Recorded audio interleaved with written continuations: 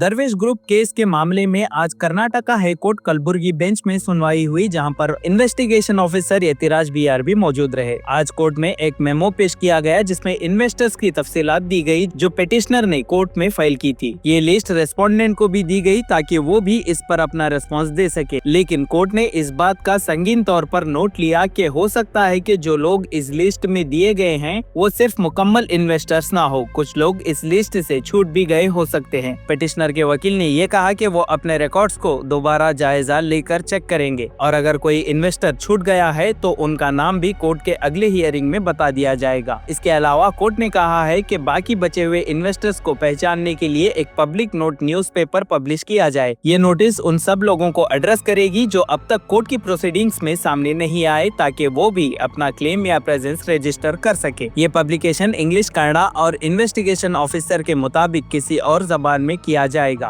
और सबसे जरूरी बात, ये न्यूज़पेपर नोटिस 10 जुलाई 2025 से पहले पब्लिश होना चाहिए। इस पूरे मामले की अगली सुनवाई 17 जुलाई 2025 की दोपहर 2:30 बजे होगी। तब तक के लिए इंटरिम ऑर्डर यानी स्टे को एक्सटेंड कर दिया गया है। ನೋಡ್ರಿ ಅದು ಇನ್ಯಾರಿದ್ದಾರೆ ಇನ್ವೆಸ್ಟರ್ಸ್ ನೋಡಿ ಇವ್ರೆ who else is there just checkup kindly pass it to your lord. ಅವ್ರು ನೋಡ್ಲಿ ಪ್ಲೀಸ್ ಇಲ್ಲಿ ಕೇಳಿ ಇವ್ರೆ you prepare a list of all in consonance with this and anybody left over. You issue a publication stating that intadagide ಈ ತರ ಅವರ ಖಾತೆನಲ್ಲಿರ್ತಕ್ಕಂಥ ಹಣನ pro rate ಹಂಚ್ತಾ ಇದ್ದೀವಿ, ಇದಕ್ಕೆ ಸಂಬಂಧಪಟ್ಟು ಇದಕ್ಕೆ ಇನ್ಯಾರು ಅವರಿಂದ ಮೋಸಕ್ಕೆ ಒಳಪಟ್ಟಿರೋರು ಈಗಾಗಲೇನೆ ಬಂದು ರಿಜಿಸ್ಟರ್ ಮಾಡ್ಕೊಂಡಿಲ್ಲ ಅಂದ್ರೆ ಅವರು ತಮ್ಮ ಹೆಸರನ್ನ ರಿಜಿಸ್ಟರ್ ಮಾಡ್ಕೊಳ್ಳಿ ಅಂತೇಳಿ ಒಂದು ಪಬ್ಲಿಕೇಶನ್ ಕೊಡಿ, ಗೊತ್ತಾಯ್ತಲ್ಲ? ಆ ಪಬ್ಲಿಕೇಶನ್ ನಾಳೆ ನಾಡಿದ್ರಲ್ಲೇ ಕೊಟ್ಟು ಆ ಲೋಕಲ್ ಪೇಪರ್ಸ್ ನಲ್ಲಿ 2 ಲ್ಯಾಂಗ್ವೇಜ್ ಅಲ್ಲೂ ಕೊಡ್ಬೇಕು, ಗೊತ್ತಾಯ್ತಲ್ಲ? ಸಾಧ್ಯವಾದ್ರೆ 3ನೇ ಲ್ಯಾಂಗ್ವೇಜ್ ಅಲ್ಲೂ ಕೊಡಿ. 3ನೇ ಲ್ಯಾಂಗ್ವೇಜ್ ಅರ್ಥ ಆಯ್ತಲ್ಲ ನಿಮ್ಗೆ? ಅದ್ರದ್ದು ಯಾವ್ದಾದ್ರು ಲೋಕಲ್ ಪೇಪರ್ ಇದ್ರೆ ಅದರಲ್ಲೂ ಕೊಡಿ. And then whoever is that is coming out from that, ಅವ್ರದ್ದು ಟೋಟಲ್ನ ಎಷ್ಟು ಜನ ಆಗುತ್ತೆ ಅಂತ ಅಮೌಂಟ್ ಲೆಕ್ಕ ಹಾಕಿ. ನಮ್ಮಲ್ಲಿ ಇವಾಗ 7 crores ಇದೆ ಅಂತ ಹೇಳ್ತಾರೆ ಅವರು ಅಕೌಂಟ್ ಅಲ್ಲಿ. You get the exact amount what is available in the account, ಆಯ್ತಲ್ಲ? ಈಗ ಟೋಟಲ್ ನಂಬರ್ ಆಫ್ ಡೆಪಾಸಿಟರ್ಸ್ ಯಾರು ಬರ್ತಾರೆ ಒಂದು ಕಟ್ ಆಫ್ ಡೇಟ್ ಇಟ್ಕೊಂಡು ಅವ್ರಿಗೆ ಈ ಅಮೌಂಟ್ಗೆ ಎಷ್ಟು ಪರ್ಸೆಂಟೇಜ್ ವರ್ಕೌಟ್ ಆಗುತ್ತೆ ನೋಡಿ. Follow me what I have told you. So if 100 investors are there and 200 rupees is there available on the account, each one will get 2 rupees. That's the idea. So deep freeze ಮಾಡ್ಬಿಟ್ಟು ಅವನ ದುಡ್ಡು ತಗೊಂಡು ಹೋಗೋದಕ್ಕಿಂತ ಇವ್ರುಗಳಿಗೆಲ್ಲ ದುಡ್ಡು ಕೊಡಿಸ್ಬಿಡೋಣ. ಒಂದು stage ಮುಗಿಯುತ್ತೆ. There afterwards let them muster the money further and then pay others. Till the last pay is paid or the compromise amount or whatever amount is paid till the cut-off date, then we can think of quashing the pending criminal case. So automatically the matter will end there. For you also, for rest of the people also, it's a situation where they have recovered the money. So first defreezing again, instead of defreezing, we will work out. For that we should know how many investors are there apart from this list. According to their records, these are the people. There may be few others also. We don't know. So ಒಂದು publication ಕೊಡಿ, Kannada paper ನಲ್ಲಿ, English paper ನಲ್ಲಿ, ಮತ್ತೆ number of investors ಯಾರಿದ್ದಾರೆ ನೋಡಿಕೊಂಡು ಆ ಭಾಷೆನಲ್ಲಿ. ಯಾಕೆಂದ್ರೆ ಅದಕ್ಕೆ ನಿಮ್ಮ ರೂಲ್ಸ್ ಅಲ್ಲಿ ಆ ಇನ್ನೊಂದು ಲ್ಯಾಂಗ್ವೇಜ್ ಅಲ್ಲಿ ಕೊಡೋದಕ್ಕೆ ಇದಿಲ್ಲ, ಪ್ರಾವಿಷನ್ ಇಲ್ಲ. 1 ವರ್ನಾಕ್ಯುಲರ್ ಅಂಡ್ 1 ಇಂಗ್ಲಿಷ್ ಅಂತ ಇದೆ ರೂಲ್ಸ್ ಅಲ್ಲಿ, ಆಯ್ತಲ್ಲ? 3ನೇದು ಯಾಕೆ ಕೊಡಬೇಕು ಅಂತ ನೀವು ಹೇಳ್ತಾ ಇದ್ದೀನಿ ಅಂತಂದ್ರೆ, many of them may say tomorrow that we did not know, we don't know both the languages. So vernacular is Kannada, English is the regular requirement. Publishing it. Yesterday one person had come. He is not on the list. He is neither the company none of those things. ಆದರೆ ಎಷ್ಟೋ ಜನ ಬಾರ ಯಾರು ಒಬ್ರು investors ಪೈಕಿ ಒಬ್ರು ಯಾರು ಬರ್ಲಿ ಅಂತಂದ್ರೆ ಅವನ್ ಬಂದು got the point. So therefore do it in such fashion, get the list. Once you prepare this list, then we can do something on the interim basis, whatever the amount is there. Some amount na hange ಉಳಿಸಿರೋಣ, ಒಂದು small amount na, for the purpose of for them to keep the account alive and to put the further muster the money. First ಇದಷ್ಟು ಹಾಕ್ಬಿಡ್ಲಿ, ಆಮೇಲೆ ಇನ್ನೊಂದಷ್ಟು ದುಡ್ಡು ಹಾಕಿಸ್ಲಿ ಅವರು. One submission, Lords. That 7 crore, Lords. Yesterday I have produced the bank account list up to 7 crore towards the extent of this list only, my Lords. Later on, after complying this order, I will ಹೇಳ್ತಾ ಇರೋದು, I cannot pick and choose among the investors. ನೀವು ಇವ್ರು ಕೊಟ್ಟಾಗೋಯ್ತು ನಾನು ಓಡೋಗ್ ಬಿಡ್ತೀನಿ ಅನ್ನಕ್ಕಾಗಲ್ಲ. ಇನ್ನು ಯಾರ್ಯಾರು ಎಲ್ಲೆಲ್ಲಿ ಇದಾರೋ ನಮ್ಗೇನ್ ಗೊತ್ತು. ಈ ಆಕ್ಟ್ ಒಳಗಡೆಗೆ ಕಾಂಪಿಟೆಂಟ್ ಅಥಾರಿಟಿಗೆ ಸಂಪೂರ್ಣ ಚಿತ್ರಣ ಬರ್ಬೇಕು, ಯಾರ್ಯಾರೆಲ್ಲ ಇವರಿಂದ ಮೋಸಕ್ಕೆ ಒಳಪಟ್ಟಿದ್ದಾರೆ ಅಂತ. Yesterday I have not produced the entire bank account list. ಆಯ್ತಪ್ಪ, ನೀವು ಅಲ್ಲಿ ಕೊಟ್ಟಿದ್ದೀರಿ, ಗೊತ್ತಾಯ್ತಲ್ಲ. ಅದಲ್ದಲ್ಲೇ ಇನ್ಯಾವ್ದಾರು ಇರ್ಬೋದಲ್ಲ, ಒಂದ್ 10 ಜನನೋ 100 ಜನನೋ 50 ಜನನೋ 30 ಜನನೋ ಇರ್ಬೋದಲ್ಲ, ನಮಗ್ ಗೊತ್ತಿಲ್ವಲ್ಲ. ಅವ್ರಿಗೆ ಗೊತ್ತಾಗೋದು ಹೇಗೆ? ಈ ತರದೊಂದು ಕೋರ್ಟ್ಸ್ ಪ್ರಕರಣ ಆಯ್ತು, ಕೇಸ್ ಇದೆ ಅಂತ. ನಿಮ್ಗೇನಾಗಬೇಕು, ಒನ್ಸ್ ಅಂಡ್ ಫಾರ್ ಆಲ್ ಎಲ್ಲ ಕ್ಲಿಯರ್ ಆಗ್ಬೇಕು. ಈಗ ನಾವ್ ಇದಿಷ್ಟಕ್ಕೆ ಮಾಡ್ಬಿಟ್ವಿ ಅಂತ ಇಟ್ಕೊಳ್ಳಿ, ಇನ್ನೊಂದ್ 20 ಜನ ಇನ್ನೊಂದ್ ಕೇಸ್ ಹಾಕ್ತಾರೆ, ಆಗೇನ್ ಮಾಡ್ತೀರಿ? As per the direction, this honorable could only ಏನ್ ಮಾಡ್ತೀರಿ ಅಂತ ಕೇಳಿದೆ. ಸೊ ಆ ದೃಷ್ಟಿ ಇಟ್ಕೊಂಡು ಎರಡು ಅನುಕೂಲ ಆಗ್ಬೇಕು ಅನ್ನೋದಕ್ಕೋಸ್ಕರ ಅವ್ರಿಗೆ ಹೇಳ್ತಾ ಇದ್ದೀನಿ. See, I cannot go to every door and then say ನೀವು ದುಡ್ಡು ಇಟ್ಟಿದ್ದೀರಾ ಅವ್ರ ಹತ್ರ ವಾಪಸ್ ಕೊಡಿಸ್ತೀವಿ ಅಂತ ಕೇಳಕ್ಕಾಗಲ್ಲ. The only method is by publishing in the paper. Act requires on vernacular and on English. I have told, because number of investors may not be knowing both the languages, he may explore the possibility of giving a publication in the some paper which is very having wide circulation in that language also. ಯಾರೋ ಒಬ್ಬನು ಓದಾದ್ರೂ ಹೇಳ್ತಾನೆ ಇನ್ನೊಬ್ಬನಿಗೆ ಹಿಂಗಿದೆ ಅಂತ, ಗೊತ್ತಾಯ್ತಲ್ಲ. ಎಲ್ಲದಕ್ಕಿಂತ ಹೆಚ್ಚು ನಿಮ್ಗೆ ಇವರೆಲ್ಲ ಇದಾರಲ್ಲ ಫ್ರೆಂಡ್ಸ್, ಅವ್ರಿಗೆಲ್ಲ ದುಡ್ಡು ಬರುತ್ತಂತೆ, ಇನ್ನೆಲ್ಲಾರು ಇದ್ರೂ ಬರ್ಬೇಕಂತ ಕೋರ್ಟ್ಗೆ ಅಂದ್ರೆ ಅವರೇ ಬರ್ತಾರೆ. ನಮ್ ಜನ ಎಷ್ಟು ಲೇಜಿ ಅಂದ್ರೆ, ಬೆಟ್ಟದ ಮೇಲೆ ಬಿಟ್ಟಿ ಊಟ ಹಾಕ್ತಾ ಇದಾರೆ ಜಾತ್ರೆಗೆ ಅಂತ ಹೇಳಿದ್ರೆ ಹೇಳದಂತೆ, ನಾವೇ ಹೋಗ್ಬೇಕಾ ಪೋಸ್ಟಲ್ ತಟ್ಟೆ ಕಳ್ಸಿದ್ರೆ ಊಟ ಕಳಿಸ್ತಾರ? ಅಂಡರ್ಸ್ಟ್ಯಾಂಡ್? ಸೊ ಐಡಿಯಾ ನಿಮ್ಗೆ ಹಂಗೆ ಬರ್ಬೇಕು. ಬಂದಾಗ ಅದನ್ನ ಒಂದು ಟೋಟಾಲಿಟಿ ತೆಗೆದುಕೊಂಡ್ರೆ ಫುಲ್ ಒಂದು ಐಡಿಯಾ ಬರುತ್ತೆ ಎಷ್ಟಿದೆ ಅಮೌಂಟ್ ಅಂತ. ಆ ಅಮೌಂಟ್ನ ತೆಗೆದುಕೊಂಡ್ರೆ ನಿಮ್ಮ ಫ್ರೀಜಲ್ಲಿ ಇರೋದು ಡೀಪ್ ಫ್ರೀಸ್ ಮಾಡಿದ್ರೆ ಸಾಕಾಗುತ್ತೆ ಅಂದ್ರೆ ವೆಲೆದು. ಸಾಕಾಗ್ಲಿಲ್ಲ ಅಂತ ಇಟ್ಕೊಳ್ಳಿ, you must have some more fund, get it transferred. Once that is there, end of the matter. So first ಒಂದು ಆರ್ಡರ್ ಇಲ್ಲಿ ಮಾಡ್ಬಿಟ್ಟಿರ್ತೀನಿ, ಸಬ್ಸಿಕ್ವೆಂಟ್ಲಿ ಆಮೇಲೆ ನೋಡೋಣ ಇನ್ಯಾವ್ದಾದ್ರು ಬಾಕಿ ಇದೆ. So before the roster ends, he must issue notification and get the people. My last day in the roster in the Kalburgi bench is 25th. So many investors are requesting me, even they are ready to appear before, that they are requesting keep this matter part heard to this. No, ಅವೆಲ್ಲ ಹೇಳಕ್ ಹೋಗಬೇಡಿ. They are only some the investors only. ಅವೆಲ್ಲ ಆಮೇಲೆ ನೋಡೋಣ, ಅವೆಲ್ಲ ಬೇಡ. ನಮ್ಗೇನಂತ ಪ್ರೀತಿ ಇಲ್ಲ, ಇನ್ನೊಬ್ರು ಅದೇ ತರನೇ ಆರ್ಡರ್ ಮಾಡ್ತಾರೆ. So many investors are there. Mr. Ravi, please understand, I am not the only judge for the Karnataka. I have been posted here, we have been doing it. Once there is some order, inna ಸ್ವಲ್ಪ ಅನುಕೂಲ ಆದ್ರೆ ಆಮೇಲೆ ನೋಡೋಣ, first ಇದಾಗ್ಲಿ. So when the opinion of the investors only, I just ನಾನು ಹೇಳ್ತಾ ಇದ್ದೀನಲ್ಲ ರವೀಂದ್ರ ಅವರೇ, ಯಾವ ಪ್ರಕರಣನೂ ನನಗೆ ಬೇಕು ಅಂತ ನಾನು ಕೇಳಿಲ್ಲ. ಅವ್ರ ಅನುಕೂಲ ಅವ್ರ ಅನಾನುಕೂಲ ಈ ದೃಷ್ಟಿ ಇದೆ, ಮಾಡ್ತಾ ಇದ್ದಾರೆ, ಮಾಡ್ಲಿ, ಗೊತ್ತಾಯ್ತಲ್ಲ. ಎಲ್ರೂ ಸಕ್ಷಮವಾಗಿರ್ತಾರೆ. ಕಾಯ್ದೆ ಪೂರ್ತಿ ಅರ್ಥ ಮಾಡ್ಕೊಂಡಿರೋದ್ರಿಂದ ಸುಲಭ ಆಗುತ್ತೆ ನನ್ಗೆ ಮಾಡೋದಕ್ಕೆ, ಅಷ್ಟೇ ವ್ಯತ್ಯಾಸ ವಿನಃ ಇನ್ನೊಬ್ಬರಿಗೆ ಆಗಲ್ಲ ಅಂತ. ಕಾಯ್ದೆ ಪೂರ್ತಿ ಇದೆ, ಕಾಂಪೌಂಡಬಲ್ ಅಫೆನ್ಸ್ ಅಂತ ಇದೆ. ನಿಮಗ್ ಬೇಕಾಗಿರ್ತಕ್ಕಂಥದ್ದು ಕ್ರಿಮಿನಲ್ ಕೇಸಿಂದ ಬಿಡುಗಡೆ, ಅವ್ರಿಗೆ ಬೇಕಾಗಿರ್ತಕ್ಕಂಥದ್ದು ಹಣ, ಅಲ್ಲಿ ಮುಗಿದೋಯ್ತು. ಅಷ್ಟೇ ಇರೋದು ಅದರಲ್ಲಿ. End of the day that is the only thing that can be looked in to, that will do it. ಅವರೆಲ್ಲ ಮಾಡ್ತಿದ್ದಾರೆ, ಏನೋ ಮಾಡ್ತಾರೆ. ಇದು ಫ್ರೀಸ್ ಆಗಿದ್ರಿಂದ ಇಲ್ಲಿ ಉಳ್ಕೊಳ್ತು, ಇಲ್ದಿದ್ರೆ ಹೋಗ್ಬಿಡೋದಲ್ವಾ, ಅಷ್ಟೇ. See that is the reason. ಅಲ್ಲಿ ಒಂದು ರಿಲೀಸ್ ಆಫ್ ದಿ ಪ್ರಾಪರ್ಟೀಸ್ಗೆ ಒಂದು ರಿಪೋರ್ಟ್ ಮಾಡಿದ್ದೀನಿ ನೋಡಿ.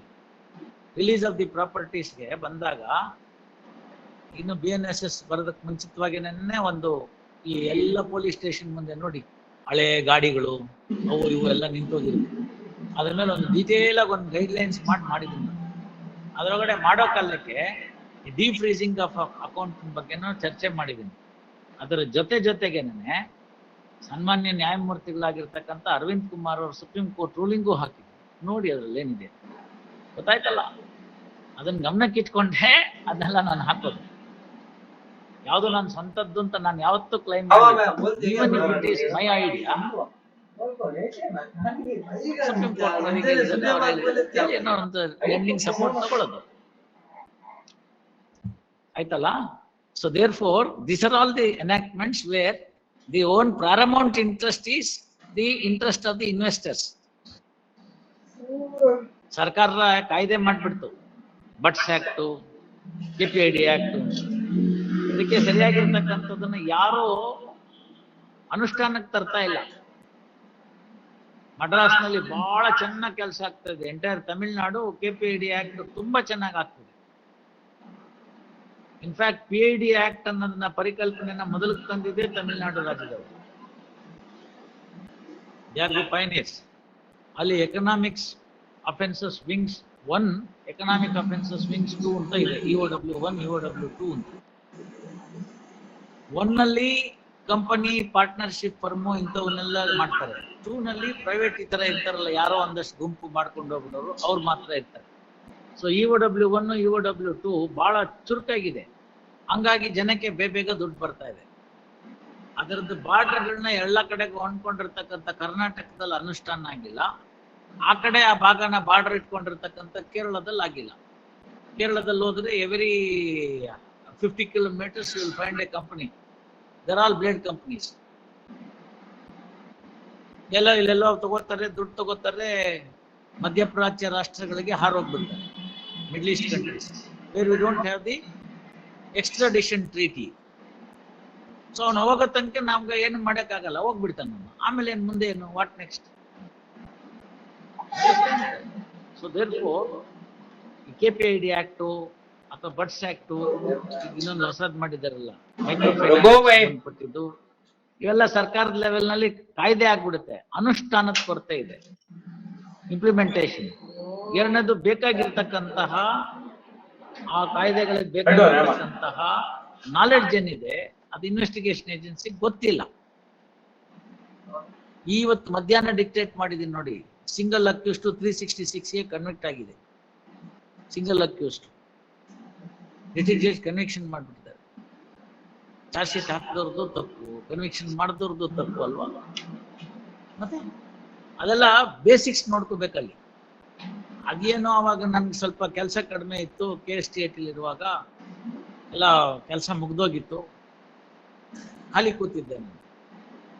ಅವಾಗ ಜಸ್ಟಿಸ್ ಉಮಾ ಮೇಡಮ್ ಹತ್ರ ಹೋಗಿದ್ರು ಒಬ್ರು ಸರ್ಕಾರದಿಂದ. ಅವರು ಅಲ್ಲಿ ಲಾ ಇದರೊಳಗೆ legal services authority member secretary.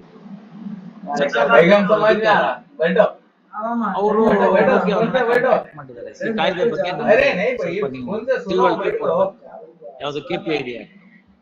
ಅವ್ರೇನ್ ಮಾಡಿದ್ರು, ಅದಕ್ಕೆಲ್ಲ ಪರ್ಫೆಕ್ಟ್ ಅಂತಂದ್ರೆ ನಾನೇ ಅಂತ ಹೇಳ್ಬಿಟ್ಟು ಕಳ್ಸಿ ಕೊಡಿಸ್ರು. ಯಾಕೆಂದ್ರೆ ಖಾಲಿ ಕೂತಿದ್ದೆ ನೋಡಿ ಕೆಲಸ ಇಲ್ದಲ್ನೆ. I am not exaggerating. Only 8 cases were pending in my court. Only 8 ಅಷ್ಟೇ ಇದ್ದಿದ್ದು ನನ್ನ ಹತ್ರ. ಎಲ್ಲ ಮುಗ್ದೋಗಿತ್ತು. 8 ಕೇಸಲ್ಲೂ ನೋಟಿಸ್ ಅಂತ ತಗೊಂಡ್ಬಿಟ್ಟಿದ್ರೆ ಯಾರು ಒಬ್ರು, ಅದು ಮುಗ್ದೋಗ್ಬಿಡೋದು. ಆಮೇಲೆ ನಾವ್ ಹೇಳ್ಬೋದಾಗಿತ್ತು, here is a court, no case. ಆಯ್ತು, ಹಾಗಾದ್ರೆ ಯಾವಾಗ ಏನ್ ಮಾಡಿದ್ರು ಅದ್ರದ್ದು ಕೊಡಿ ಇಲ್ಲ. ನಾನು ಬಹಳ ಹಿಂದೆ ವಿನಿವಿಂಗ್ ಶಾಸ್ತ್ರಿಗೆ ಒಂದು ಕೇಸ್ ಹಾಕಿದ್ದೆ. ವಿನಿವಿಂಗ್ ಶಾಸ್ತ್ರಿ ಅಂತ ಬೆಂಗಳೂರಿನಲ್ಲಿ ಮೋಸ ಮಾಡಿದ್ದೆ.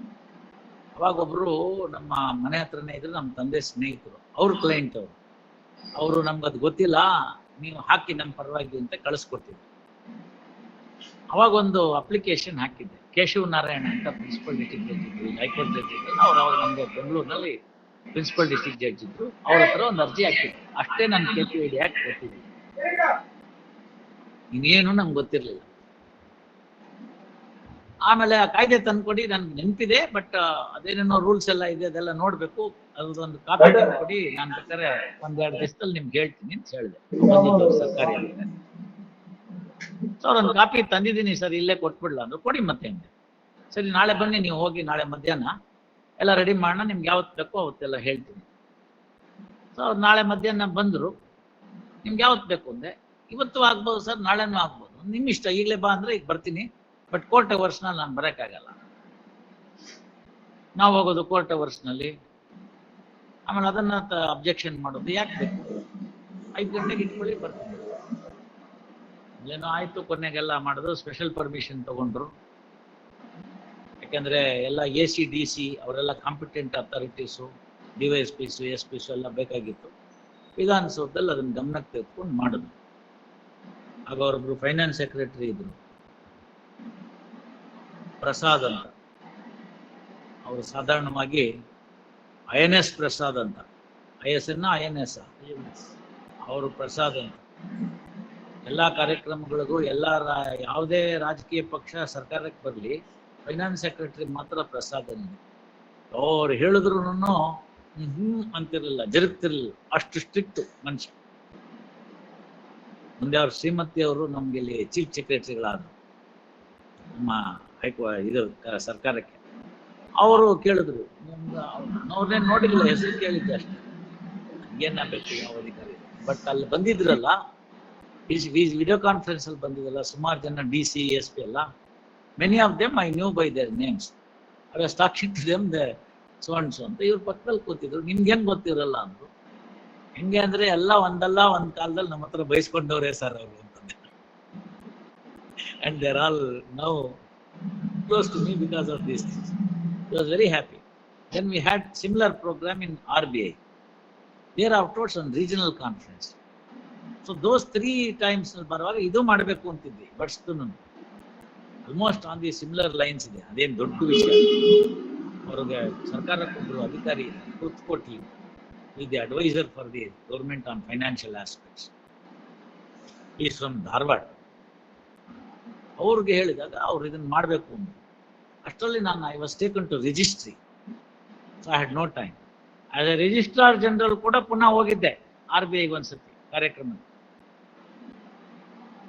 ಟೈಮ್ ತಗೊಂಡು ನಮ್ಮ ಚೀಫ್ ಜಸ್ಟಿಸ್ ಹತ್ರ ಹೇಳಿ, ಸರ್ ಹಿಂಗೆ ಕರೀತಾ ಇದಾರೆ, ಒಂದು ಹೋಗಿ ಬಂದ್ಬಿಡ್ತೀನಿ 1.5 hours ಅಲ್ಲಿ. ಕಾಂಪಿಟೆಂಟ್ ಅಥಾರಿಟಿ ಕೆಲಸ ಬಹಳ ಮುಖ್ಯ ಇದೆ. ಅದ್ರ ಅರ್ಥ ಏನಿದೆ ಕಾಯ್ದೆನಲ್ಲಿ ಅಂದ್ರೆ, ಅವರು ಎಲ್ಲ ಇಲ್ಲಿಂದ ಗುಡಿಸ್ಕೊಂಡು ಹೋಗೋಕ್ ಮುಂಚೆ ಅವ್ರನ್ನ ಹಿಡಿದಾಕ್ಬಿಡಿ ಅಂತ, ಹಿಡಿದಾಕ್ಬಿಟ್ರೆ ಒಂದು ಪ್ರೊವಿಷನಲ್ ಅಟ್ಯಾಚ್ಮೆಂಟ್ ಮಾಡ್ಬಿಡಿ ಅಂತ. ಅದರ ಭಾಗವಾಗಿ ಬ್ಯಾಂಕ್ ಅಕೌಂಟ್ನ ಫ್ರೀಸ್ ಮಾಡೋದು, ಇನ್ನೆಲ್ಲಾದ್ರೂ ಮುಚ್ಚಿಟ್ಟಿದ್ರೆ ದುಡ್ಡನ್ನ ತಗೊಳ್ಳೋದು, ಸರ್ಚ್ ಮಾಡ್ತಕ್ಕಂಥದ್ದು, ಅವ್ರ ಹೆಸರಿನಲ್ಲಿ, ಅವ್ರ ಹೆಂಡತಿ ಹೆಸರಿನಲ್ಲಿ, ನೆಂಟರ ಹೆಸರಿನಲ್ಲಿ, ನಾಯಿ ಹೆಸರಿನಲ್ಲಿ ಯಾವ್ದಾದ್ರು ಪ್ರಾಪರ್ಟಿ ರಿಜಿಸ್ಟರ್ ಆಗಿದ್ರೆ ಅದನ್ನು ಕಬ್ಜಾ ತಗೊಳ್ಳೋದು, ಈ ತರ ಎಲ್ಲ ಇದೆ. ಆಮ್ನಿಬಸ್ ಪ್ರಾವಿಷನ್ಸ್ ಮಾಡಿ ಪವರ್ನ ತುಂಬಾ ಚೆನ್ನಾಗಿ ಕೊಟ್ಟಿದ್ದಾರೆ. ಮಿಸ್ಯೂಸ್ ಆಗಿದೆ, ಇಲ್ಲ ಅಂತ ಕೆಲವು ಸಂದರ್ಭದಲ್ಲಿ ಮಿಸ್ಯೂಸ್ ಆಗಿದೆ. ಅದಕ್ಕೆ ಅಲ್ಲಿ ಕೋರ್ಟ್ ಮುಂದೆ ಹೋಗ್ಬೇಕು. 30 days ಅಲ್ಲಿ it should be made as the absolute attachment are to be raised ಅಂತ. ಪ್ರಿಲಿಮಿನರಿ ಮಾಡಾದ್ಮೇಲೆ ಅದಕ್ಕೆ ಬಟ್ ಸೆಕ್ಟರ್ ಅದು ಮಾಡಿ PDG ಅದಕ್ಕೆ ಜವಾಬ್ದಾರಿ. ಅದೆಲ್ಲ ಮಾಡಿದ್ರಿಂದ ಕಾಯ್ದೆ ಈಸಿ. ರೂರಲ್ ಕೋರ್ಟ್ ಅಲ್ಲಿ ಇದೇ ತರನೇ ಒಂದು ಸೆಟಲ್ಮೆಂಟ್ ಮಾಡಿದ್ದೆ, ಎಲ್ಲರಿಗೂ ಕೊಡ್ರಪ್ಪ ಅಂತ. ಅಷ್ಟ್ರಲ್ಲಿ ನಾನು ಎಲಿವೇಟ್ ಆಗ್ಬಿಟ್ಟೆ, ಹಂಗಾಗಿ ಕೋವಿಡ್ ಬಂದ್ಬಿಡ್ತು, ಎಲಿವೇಟ್ ಆಗ್ಬಿಟ್ಟೆ, ಹಂಗಾಗಿ ಅಲ್ಲಿ ದುಡ್ಡು ಸೆಟ್ಲ್ ಆಗ್ಲಿಲ್ಲ. ಇಲ್ದಿರ ಅಲ್ಲೂ ಹಿಂಗೆ ಇತ್ತು, ಅಸೆಟ್ಸ್ ಜಾಸ್ತಿ ಇತ್ತು, ಸಾಲ ಕಮ್ಮಿ ಇತ್ತು. It was A very good case, we would have done it. Such a similar order is passed here, my lord, on 23/6 by the fine. ಅದು ಮಾಡಿರ್ತಾರೆ, ನಂಗೆ ಗೊತ್ತಿದೆ, ಅದೆಲ್ಲ ಹೇಳಿದ್ದೀನಿ ನಾನು. ಈ IME ಅಂತಿತ್ತಲ್ಲ, ಅದರೊಳಗಡೆಗೆ ನಾನು ಬಹಳ ಹಿಂದೆ ಒಂದು ಹೇಳಿದ್ದೆ, ನೋಟು ಇದೆ ಅದಕ್ಕೆ ಸಂಬಂಧಪಟ್ಟಿದ್ದ IAS ಅಧಿಕಾರಿಗಳು ಹಿಂಗಿದೆ ಅಂತ ಆಗಿದ್ದಂಥವ್ರು ಹೆಸರು ಗೊತ್ತು ನನಗೆ, ಅದೆಲ್ಲ ನಾನು ಈಗ ಹೇಳೋ ಅಂಥದ್ದಿಲ್ಲ, ಗೊತ್ತಾಯ್ತಲ್ಲ. ಅದನ್ನ ಮಾಡಿದಾಗ ಅದನ್ನ ಆಗಿನ ಸರ್ಕಾರ ಸ್ಟ್ರಿಕ್ಟ್ ಆಗಿ ತೆಗೆದುಕೊಳ್ಳಿಲ್ಲ, ಹಾಗಾಗಿ ಹೊರಟೋಯ್ತು. ಮುಂದೆ ಚೀಫ್ ಜಸ್ಟಿಸ್ ಕೋರ್ಟ್ಗೆ PAL ತರ ಬಂತ ಕೇಸು. ಜಸ್ಟಿಸ್ ಓಕ್ ಸಾಹೇಬ್ರು ಕಾಂಪಿಟೆಂಟ್ ಅಥಾರಿಟಿನ ಚೇಂಜ್ ಮಾಡಿ ಒಬ್ರು ರಶ್ಮಿ ಅಂತ ಮೇಡಮ್ನ ಹಾಕಿದ್ರು, ಅದಕ್ಕೆ PU ಬೋರ್ಡ್ ಅಲ್ಲಿ ಇದ್ರು IAS ಅಧಿಕಾರಿ, ಅವ್ರನ್ನ ಹಾಕಿದ್ರು. ಆಮೇಲೆ ಅವ್ರು ನನ್ನ ಹತ್ರನೇ ಬಂದಿದ್ರು, ಇಲ್ಲದೆ ಇರೋ ಪ್ರಾಪರ್ಟಿ ಅಟ್ಯಾಚ್ ಮಾಡ್ಬಿಟ್ಟಿದ್ರು ಹಿಂದಿನ ಇವರು ಕಾಂಪಿಟೆಂಟ್ ಅಥಾರಿಟಿ. ನಾನ್ ಎಕ್ಸಿಸ್ಟಿಂಗ್ ಪ್ರಾಪರ್ಟಿನ ಅಟ್ಯಾಚ್ ಮಾಡಿದ್ದಾರೆ. What to do with it? ಹೇಳ್ತಾ ಹೋದ್ರೆ ಲೆಕ್ಚರ್ ತುಂಬಾ ಮುಂದಕ್ಕೆ ಹೋಗ್ಬಿಡುತ್ತೆ, ಬೇಡ ಅದೆಲ್ಲ, ಗೊತ್ತಾಯ್ತಲ್ಲ. ಸೊ ಎಲ್ಲರನ್ನು ನೋಡಿದ್ವಿ. ಚರಣ್ ರಾಜ್ ಅಂತ ಹೋದ್ಸತಿ ನಿಮ್ಮನ್ನ ಕೇಳಿದ್ನಲ್ಲ ನಾನು, ಯಾರೋ ಒಬ್ರು ಇದ್ದಿದ್ರು ಬಂದಿದ್ರು ಅಧಿಕಾರಿಗಳು ಅಂತ, ಚರಣ್ ರಾಜ್ ಅಂತ ನೋಡಿ, ಪಾಸ್ಟರ್ ತುಂಬಾ ಸೀನಿಯರ್. ಇವನ್ ನಾನು ಅವತ್ತು ತುಂಬಾ ಹೆಸರು ಜ್ಞಾಪಿಸ್ಕೊಂಡು ನಿಮ್ಗೆ ನೀವೇನೋ ಹೋಗ್ಬಿಟ್ರಿ ಅವರೆಲ್ಲ ಇವರೆಲ್ಲ ಅಂತ, ಯಾರು ಯಾರು ಯಾರು ಅಂತ ನಂಗೆ ತಲೆ ಕೆಟ್ಟೋಯ್ತು. ಆಮೇಲೆ ಆ ಮೀಟಿಂಗ್ ನಲ್ಲಿ ಇನ್ನೊಬ್ರು ಬಂದಿದ್ರು ಅಧಿಕಾರಿಗಳು, ಅವ್ರು ಗೊತ್ತಿದ್ರು, ಅವ್ರಿಗೆ ಫೋನ್ ಮಾಡಿದೆ, ಅವ್ರು ಬಂದಿದ್ರಲ್ಲ ಯಾರು ಅವ್ರು ಹೇಳಿದ್ರು, ಸರ್ ನೀವ್ ಹೇಳಿದ್ ಕರೆಕ್ಟ್, ಅವ್ರು ಇಂಥವ್ರು, ಅವ್ರು ಇಲ್ಲ ಈಗ. ಯಾಕೆ ಸರ್ ಅದಕ್ಕೆ ನೆನಪಿಸ್ಕೊಂಡ್ರಿ ಅಂತ ಅವ್ರು ಕೇಳಿದ್ರು. ಇಲ್ಲ ಹಿಂಗಾಗಿತ್ತು, ಈ ತರದ್ ಬಂದಿತ್ತು ಅಂತ ಹೇಳಿದ್ರು. These are all the things that we have worked out ಅಲ್ಲ. ಸೊ ನೋಡಿ ಅದೇನ್ ಮಾಡ್ತೀರಾ ನೋಡಿ, ನೀವು ಆ ಪಬ್ಲಿಕೇಶನ್ ಯಾವಾಗ ಮಾಡ್ತೀರಾ ನೋಡಿ, ಬರ್ಕೊಳ್ಳಿ. So I may be permitted. Wait ಒಂದ್ ನಿಮಿಷ. ಇನ್ವೆಸ್ಟರ್ಸ್ ಎಂಟೈರ್ ಲೀಸ್ಟ್ ಅವ್ರ ಹತ್ರನೇ ಇದೆ ಸರ್, ನಮ್ಮಲ್ಲಿ ಇರ್ತಕ್ಕಂಥ ಲೀಸ್ಟ್ ಅದನ್ನ ಅವ್ರು ಕೊಟ್ಟಿದ್ದಾರೆ. No, I am not saying that Shichi. This list they have given. What I am envisaging is, ಇವ್ರ ಅಲ್ದಲ್ಲೇ ಇನ್ಯಾರು ಇದ್ರೆ ಇವ್ರು ಪಿಕ್ ಅಂಡ್ ಚೂಸ್ ಮಾಡ್ದಂಗೆ ಆಗ್ಬಿಡುತ್ತೆ. ಇರೋ ದುಡ್ಡೆಲ್ಲ ಕೊಟ್ಬಿಟ್ಟು ಆಮೇಲೆ ಅವ್ನು ಬಂದು ನನಗೆ ಕೊಡು ಅಂದ್ರೆ ನೀವು ಕೊಡ್ತೀರಾ? ಆಗಲ್ಲ ತಾನೆ. So how do I know that all the people have come? ಹೇಳಿದ್ ನಿಮ್ಗೆ ಅರ್ಥ ಆಯ್ತಲ್ಲ. ಮೋಸಕ್ಕೆ ಒಳಪಟ್ಟಿರೋರು ಯಾರ್ಯಾರು ಅಂತ ಅವರೊಂದು ಲಿಸ್ಟ್ ಕೊಟ್ಟಿದ್ದಾರೆ. ನನ್ಗೂ ಗೊತ್ತಿಲ್ಲ, ನಿಮ್ಗೂ ಗೊತ್ತಿಲ್ಲ ಅದು ಸರಿನೋ ತಪ್ಪು ಅಂತ. There may be others also. I can also get an affidavit on this. ಒಂದು ಅಫಿಡವಿಟ್ ಹಾಕಿ ಇಷ್ಟೇ ಜನ ಅಂತ ಹಾಕಿಸ್ಕೋಬಹುದು. But that will not solve the problem. Being the competent authority, it is your duty to issue a notification stating that ಈ ತರ ಹಿಂಗೆ ಒಂದು ಬಂದಿದೆ, ಕೋರ್ಟ್ ನಲ್ಲಿ ಇದೆ, ಕೋರ್ಟ್ ನೊಳಗಡೆ ದುಡ್ಡನ್ನ ಹಂಚ್ಬೇಕು ಅಂತಿದ್ದಾರೆ, ಎಷ್ಟು ಸಾಧ್ಯವೋ ಅಷ್ಟನ್ನ. ಇನ್ಯಾರು ಇದ್ರಲ್ಲಿ ಬಾಕಿಯವ್ರು ಇದ್ರೆ ಬನ್ನಿ ಅಂದ್ರೆ ನೀವು ಮನೆಗೆ ಹೋಗಿ ಬಾಗಲ್ ತಟ್ಟಿ ಕೇಳಕ್ಕಾಗಲ್ಲ. ಒಂದು ಪೇಪರ್ ನಲ್ಲಿ ಹಾಕ್ಸಿರ್ತೀರಿ, ಇನ್ಯಾರು ಬಂದ್ರೆ ಸರಿ, ಯಾರು ಬರ್ಲಿಲ್ಲ ಅಂದ್ರೆ ನಾನು ಅದನ್ನ ಬರ್ಕೋತೀನಿ. ಲಿಸ್ಟ್ ಪ್ರಕಾರ ಈ ಜನನ್ನ ಹಾಕಿದ್ವಿ, ಪಬ್ಲಿಕೇಶನ್ ಮಾಡಿದ್ವಿ, ಪಬ್ಲಿಕೇಶನ್ ಆಯ್ತು. ಪಬ್ಲಿಕೇಶನ್ ಆದ್ಮೇಲೂ ಯಾರು ಬಂದಿಲ್ಲ, ಅಥವಾ ಬಂದ್ರು ಒಂದ್ 5-6 ಜನ ಬಂದಿದ್ದಾರೆ, 7 ಜನ ಬಂದಿದ್ದಾರೆ, 8 ಜನ ಬಂದಿದ್ದಾರೆ, ಅವ್ರನ್ನ ಸೇರಿಸ್ಕೊಂಡಿದ್ವಿ. ಅವರ ಪ್ರಕಾರ ಇಷ್ಟು ದುಡ್ಡನ್ನ ಅಂತ ಕೊಟ್ಟಿದ್ದಾರೆ, ಅದಕ್ಕೆ ಬೇಕಾಗಿರ್ತಕ್ಕಂಥ ರಸೀತಿ ಕೊಟ್ಟಿದ್ದಾರೆ, ಅದನ್ನ ಅವ್ರು ಒಪ್ತಾರೆ. ಆದ್ರಿಂದ ಉಳಿದಿರ್ತಕ್ಕಂಥ ಇಷ್ಟು ಹಣನ ಇಷ್ಟಿಷ್ಟಕ್ಕಾಗತ್ತೆ. ಈಗ ಬ್ಯಾಂಕಲ್ಲಿ ಇರ್ತಕ್ಕಂಥ ಹಣ ಇಷ್ಟಿದೆ, ಅದನ್ನ ಅವ್ರಿಗೆ ಇಷ್ಟು ಕೊಟ್ರೆ ಪ್ರೋ ರೇಟ ಇಷ್ಟಕ್ಕಾಗತ್ತೆ. ಇನ್ನು ಬಾಕಿ ಹಣಕ್ಕೆ ಅವ್ರು ತಂದು ಕೊಡ್ತಾರೆ, ಅದಕ್ಕೊಂದು time. This is the list only initially produced from the prosecution only. This is not our own list. You produce to show the bona fide only as per the direction of this honorable you do one thing. You will be knowing who are all there. ನಾಳೆ ಬಂದು ಅದಕ್ಕೆ ನಾನು ನಿಮ್ಗೆ ಹೇಳಿದ್ದು, ನಿಮ್ಮ ಉದ್ದೇಶ ನಾನು ನಾಳೆ ಬಂದು ಇನ್ನೊಂದು 20 ಜನ ಆಗ್ತಾರೆ, ಅವಾಗ ಏನ್ ಮಾಡ್ತೀರಿ? We are gone through the prosecution list only. No, that's why I am saying you will be having We are having notes. ಅದನ್ನ ನೋಡಿ ಕಂಪೇರ್ ಮಾಡಿ, ಕಂಪೈಲ್ ಮಾಡಿ. ಅದಕ್ಕೋಸ್ಕರ ಬರ್ಕೊಳ್ಳಿ. Investigation officer Shri, what is your good name? Yathiraj BR present. Memo with list of investors filed by the petitioner with copy to the respondent. First, taking note of the gravity of the incident, apart from the persons mentioned in the list furnished by the counsel for petitioner, there may be few other investors as well. First, counsel for petitioner would also submit that they would verify from their records as well as to the any persons who are left out in the list, and then intimate the court on next date of hearing. First, in order to find out as to how many investors are there who are not part of the list, or how many investors are there whose names are not reflected in the list, it is advisable to publish in the newspaper as to the pending proceedings and the intending orders to be and the orders to be passed in the proceedings, calling for the remaining investors, if any. First, next para, such publication shall be made in the newspaper having wide circulation in Kannada, in English, Kannada and any other language as the investigation officer deems fit. Full stop. Aita? Next para. Such a publication to be made as early as possible but not later than 10/7/2025. Full stop. Release this matter on 17/7/2025 at 2:30. So this new fresh petition has filed minutes. May I withdraw yesterday's petition? ಇದ್ಕೊಳ್ಳಿ ಬಿಡಿ ಇವ್ರೆ, ಅದೇನ್ ತೊಂದ್ರೆ ಆಗಲ್ವಲ್ಲ. Yes. But I can interim order kindly. ಸಿ ಮಾಡ್ರಿ extend.